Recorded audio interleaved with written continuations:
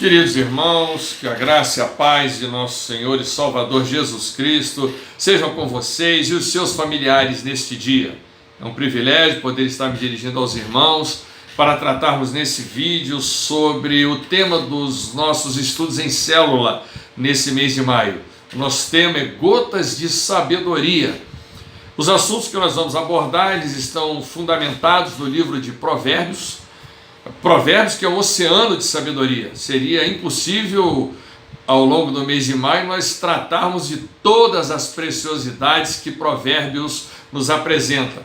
Nós escolhemos 5 assuntos que julgamos ser extremamente importantes, até vitais para a nossa vida nesse momento. O primeiro deles é o temor do Senhor, é o princípio da sabedoria. O segundo assunto é não ande por caminhos de trevas. O terceiro assunto é cuide do seu testemunho. O quarto assunto é o preguiçoso não prospera. E o quinto assunto, igualmente importante, é pais e filhos, invista nessa relação. Antes de nós entrarmos no nosso estudo, propriamente dito, o primeiro estudo, o temor do Senhor é o princípio da sabedoria, cabe algumas reflexões iniciais. A primeira delas é que Provérbios não é um livro de ditos populares. Provérbios é um livro com ensinamentos inspirados pelo Espírito Santo de Deus para a nossa edificação. A segunda observação, igualmente importante, é que conhecimento não necessariamente desemboca em sabedoria, mas uma pessoa sábia, necessariamente, ela detém conhecimento. A terceira consideração inicial, importante, é que sabedoria no sentido secular é você utilizar corretamente o conhecimento para atingir determinados fins. Isso não está errado, mas do ponto de vista bíblico, sabedoria é você ver a vida com os olhos de Deus.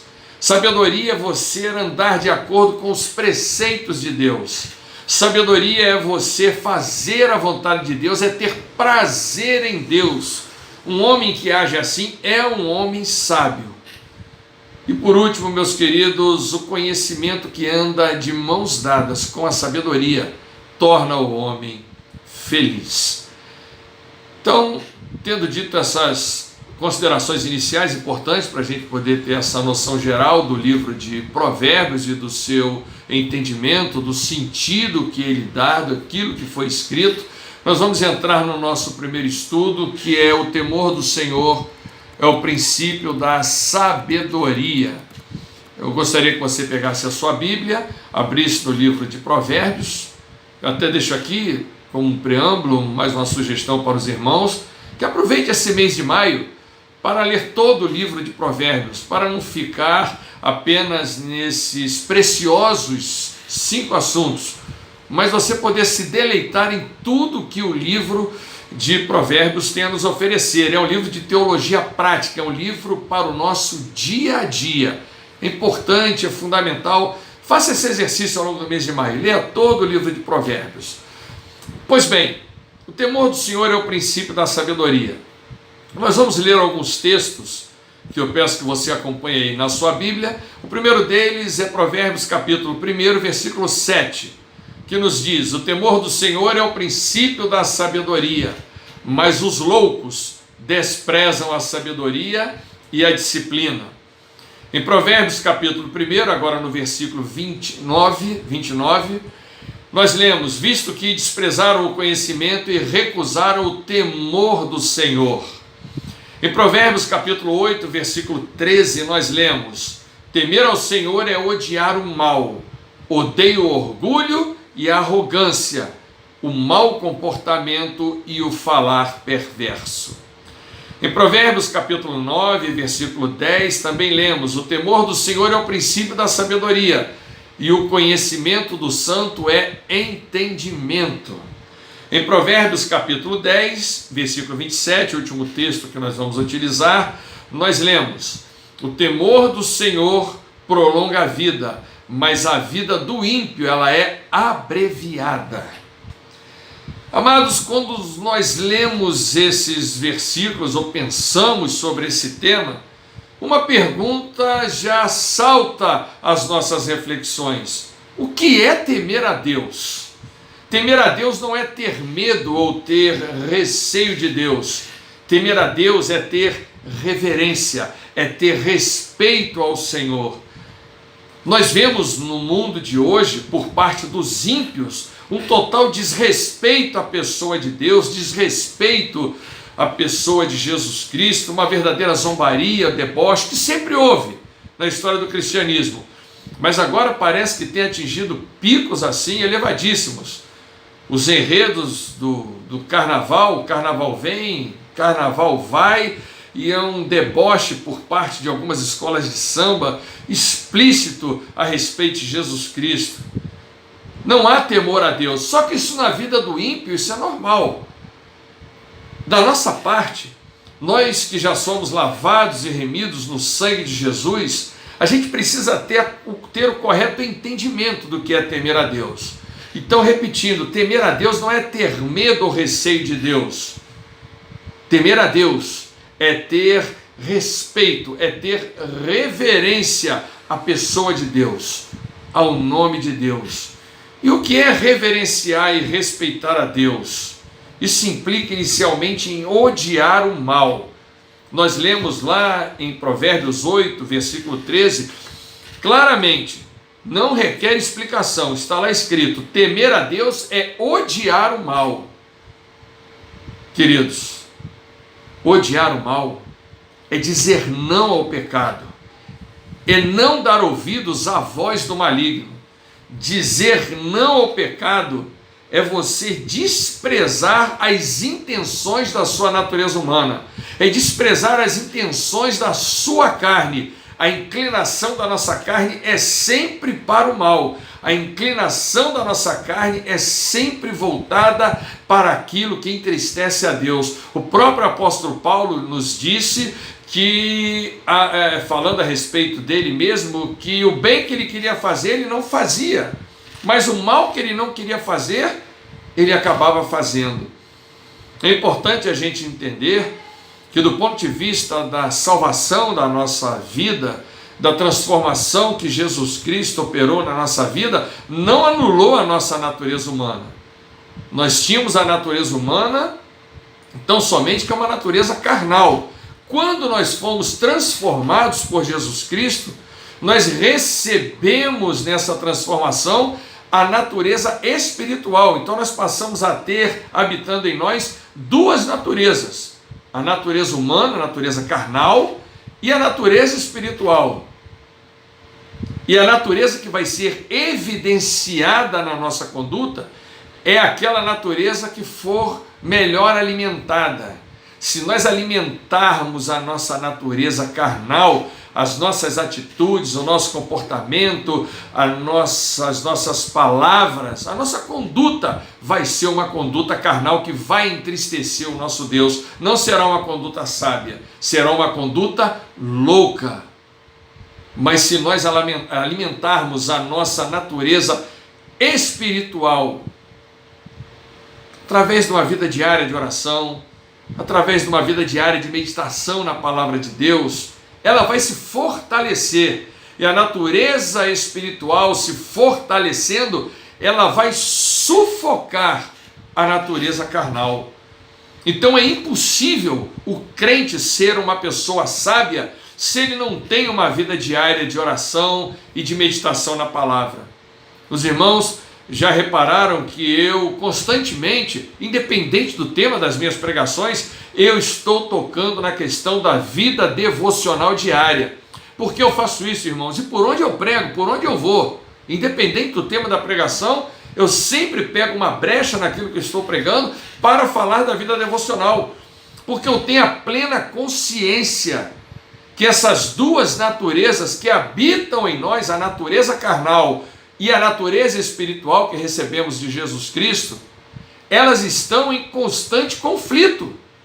Paulo falou em Gálatas, andai em espírito e não satisfareis as concupiscências da carne. Ele trata disso o tempo todo.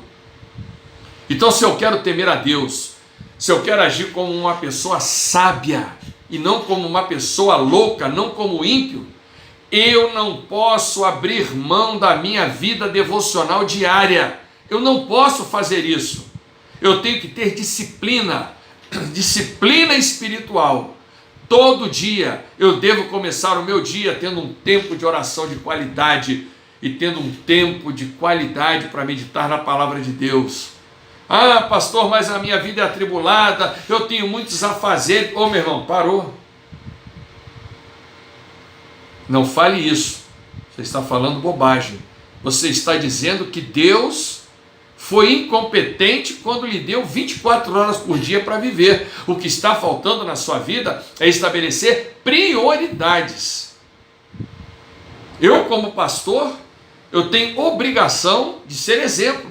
Isso está na carta aos Hebreus. Olhai para os vossos pastores, a fé dos quais imitai, observando a sua maneira de viver. Não é um privilégio ser exemplo. Eu tenho obrigação de ser exemplo.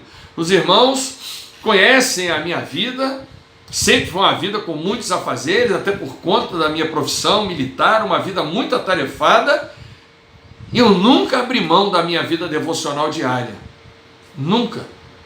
Às vezes, alguma coisa se impunha, um problema de saúde, alguma atividade de emergência que tinha que ser tomada, fugia a minha rotina, mas dentro da minha rotina diária, eu procurava acordar mais cedo, para ter a minha vida devocional, ter o meu momento de oração, o meu momento de meditação na palavra, porque eu entendo que eu precisava, entendo, né, que eu preciso sufocar a minha natureza carnal, senão ela vai aflorar. Então o meu homem interior, a minha natureza espiritual, ela precisa estar alimentada e bem alimentada diariamente, para que eu viva como um crente sábio, não como um crente louco, fazendo aquilo que entristece a Deus, não andando de acordo com os preceitos de Deus, não olhando para a vida com os olhos de Deus, não me deleitando na presença de Deus. Então eu deixo para os irmãos inicialmente essa reflexão. Cuide da sua vida devocional. Você tem uma guerra habitando dentro de você, repito, é a sua natureza espiritual em conflito constante com a sua natureza carnal. Elas estão em choque o dia inteiro. Se você não vigiar e não cuidar da sua natureza espiritual, a natureza carnal vai fluir, vai ganhar força. Isso vai influenciar no teu testemunho, no teu estado de ânimo, no teu estado espiritual, no teu cristianismo. Então, meus queridos, vamos reverenciar a presença de Deus, vamos respeitar a presença de Deus. Não cabe também, como a gente costuma ver, na vida de muitos crentes que gostam de professar a teologia da confissão positiva, eu declaro, eu determino. A pessoa não tem coragem de falar assim na frente de um juiz, de falar assim com um policial. Eu determino, eu declaro, falar com essa arrogância, com essa autoridade, mas fala com Deus. Eu determino, eu exijo que o Senhor me abençoe. Irmão, isso é loucura. Nosso relacionamento com Deus tem que ser pautado pelo temor, pelo respeito, pela reverência à presença desse Deus santo, presença que está em toda parte na sua transcendência, mas que na sua imanência também está dentro de nós. Deus habita em nós. Nós precisamos nos conduzir e tratar com Deus nesse relacionamento com respeito e com reverência. Eu quero trazer também, fechando essa nossa rápida reflexão, 2 exemplos de pessoas que tiveram um grande temor a Deus na sua conduta. E o temor a Deus, guarde, você vai estudar isso na célula, essa expressão. O temor a Deus é um grande freio moral para a nossa vida. Ou seja, temer a Deus nos livra de pecar. A pessoa às vezes diz assim, com a melhor das boas intenções: eu jamais vou trair a minha esposa porque eu a amo. Você pode amar profundamente a sua esposa, meu querido, e traí-la. O que nos leva a não trair a nossa esposa é o temor a Deus. Se eu amo a minha esposa, mas sobretudo eu temo a Deus, eu não vou adulterar. Então o temor a Deus é fundamental para todas as áreas da nossa vida. Eu quero inicialmente citar o exemplo de José, filho de Jacó. José foi vendido pelos seus irmãos para uma caravana de ismaelitas, e essa caravana se dirigiu ao Egito, e lá no Egito colocou José à venda como escravo, e ele foi comprado por Potifar. Potifar o levou para a sua casa, e lá vendo a conduta de José, a retidão de José, porque ele tinha temor a Deus, como ele se conduzia, Potifar colocou José sobre a administração da sua casa, a administração dos seus bens. E tudo que estava na mão de José prosperava. A Bíblia diz que José era um jovem de bela aparência, de belo porte, e a mulher de Potifar se encantou pela aparência de José e começou a assediar sexualmente José. Mas José não cedeu à série de assédios sexuais que se sucederam dia após dia. E José chegou a dizer a ela: o meu Senhor me colocou nesta casa sobre tudo que ele tem, menos a ti. Sobre ti eu não tenho direito, minha senhora. Como eu faria isso com o meu Senhor e como eu pecaria contra o meu Deus? Veja o temor que José tinha a Deus e como esse temor influenciou o seu comportamento. Mas o assédio não foi uma piscadela de olhos, não foi um caso fortuito que aconteceu. Ele era escravo, ele não tinha para onde ir, ele vivia preso naquela propriedade e o assédio foi constante, dia após dia. Ele repudiou aquele assédio verbalmente, como eu acabei de falar com os irmãos, disse à sua senhora que o seu senhor não lhe deu direito sobre ela, e ele também não poderia pecar contra o seu Deus. Ele repudiou mentalmente, dia a dia, na sua mente ele repudiava aquele assédio sexual, e ele também repudiou fisicamente. Quando ele viu que ela partiu para cima, partiu para o contato físico, ele fugiu, a sua capa ficou caída, ali onde aquela mulher o assediou, e ela se valeu de um ardil, de uma artimanha, para se vingar de José. E José, por conta daquilo ali, foi jogado pelo seu senhor no calabouço, na prisão. E naquela prisão ele ficou por longos anos. Mas quando a gente teme a Deus, Deus nos honra, e Deus honrou José. E na prisão ele continuou temendo a Deus, ele não se revoltou, ele não murmurou, ele continuou reverenciando e respeitando a Deus.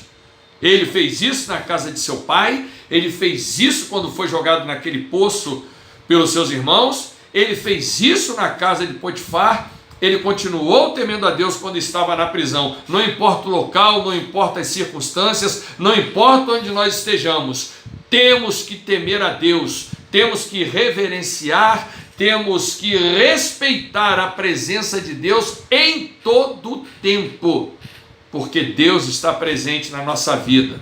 Devemos fazer isso não numa troca para recebermos as bênçãos de Deus, devemos fazer isso porque Ele é Deus. Ele é o nosso Criador, nós somos suas criaturas e devemos respeitá-lo e reverenciá-lo, devemos ter temor a Ele. Mas nós sabemos, porque a palavra de Deus também assim nos diz, que o nosso Deus, quando olha a nossa conduta e dela se agrada, Ele, como Pai querido e amado, abençoa os seus filhos. Por isso José foi abençoado e daquela prisão ele saiu para o governo do Egito.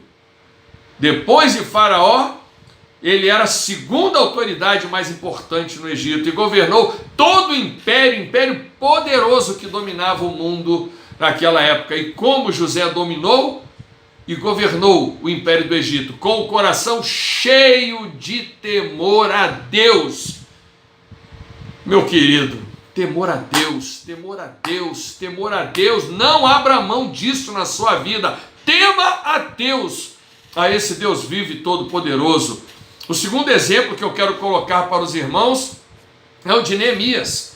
Neemias, autorizado pelo rei Artaxerxes, vai a Jerusalém para reconstruir os muros, reconstruir a cidade dos seus pais. Já havia habitantes lá, já haviam líderes que estavam andando por lá entre o povo, e Neemias foi um líder correto. Neemias foi um líder que tinha temor a Deus no coração. Quando ele chegou lá e começou a trabalhar entre os seus irmãos, logo ele se deu conta de o quanto corrupto eram os governadores que o antecederam. Governadores que oprimiam o povo, governadores que roubavam o pão e o vinho do povo. Você pode ler lá em Neemias capítulo 5, versículos 14 e 15.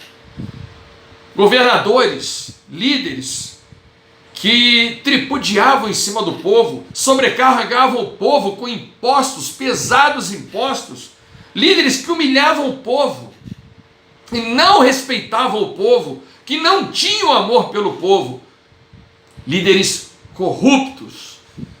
Mas Neemias disse claramente ao povo que ele não era como esses líderes, como esses governantes que o antecederam, que roubaram, que tripudiaram, que jogaram pesados impostos, que não amavam o povo. Não, eu, Neemias, não sou como esse povo, como esses governantes, porque eu temo a Deus. Leia nesses dois versículos, Neemias capítulo 5, versículos 14 e 15. Digo mais, leia todo o livro de Neemias e veja como este homem foi um homem temente a Deus em todo o tempo. A história de Neemias está presente entre nós até hoje. Neemias já morreu há muitos e muitos anos atrás, mas o testemunho dele grita até hoje, o testemunho dele nos ensina até hoje que nós temos que ser pessoas, independente da posição e das circunstâncias em que vivemos, pessoas que temem a Deus. Não basta ser cristão, tem que ser cristão com o coração cheio de temor a Deus. Meus amados irmãos, concluindo, é esse o tema que nós vamos estudar, o primeiro assunto que vamos estudar nesse mês de maio. O temor ao Senhor é o princípio da sabedoria. E eu fecho mais uma vez com esse conselho. Temer a Deus é se aproximar dele com respeito e reverência. E os primeiros passos para nos aproximarmos de Deus, do nosso relacionamento com ele, intensificar o nosso relacionamento com ele, é através da oração e da meditação na palavra de Deus diariamente. Não abra mão. Se você quer ser uma pessoa sábia, diariamente comece seu dia orando e meditando na palavra de Deus. Eu aproveito para perguntar a você: nós estamos em quarentena, em isolamento social. Você tem aproveitado esse tempo mais do que ter algumas horas, alguns minutos de oração e meditação na palavra, para mergulhar na leitura e meditação da palavra de Deus e na oração, já que não pode sair de casa? Meu querido, esse tempo ainda não acabou. Ansiamos que acabe logo para voltarmos à nossa rotina, mas enquanto ele durar, é a oportunidade que Deus está te dando para você dar um upgrade na sua vida devocional, para você ampliar, para você intensificar a sua vida devocional. Isso vai fazer muita diferença no seu comportamento cristão, na sua vida interior, vai fortalecer a sua natureza espiritual para que ela sufoque a sua natureza carnal e você viva para a glória de Deus. Deus te abençoe nessa semana, usufrua desse estudo, cresça no conhecimento e na graça de Cristo Jesus. Mais uma vez, foi um grande privilégio poder estar com os irmãos ministrando a palavra de Deus através desse vídeo. E com muita expectativa que esse tempo passe logo e a gente possa estar juntos novamente, podendo trocar abraços, cumprimentos e cultuarmos a Deus juntos, lá na nossa igreja local, a Igreja Congregacional de Lins de Vasconcelos, a nossa querida comunidade do amor. Que Deus te abençoe, meu querido, em nome de Jesus.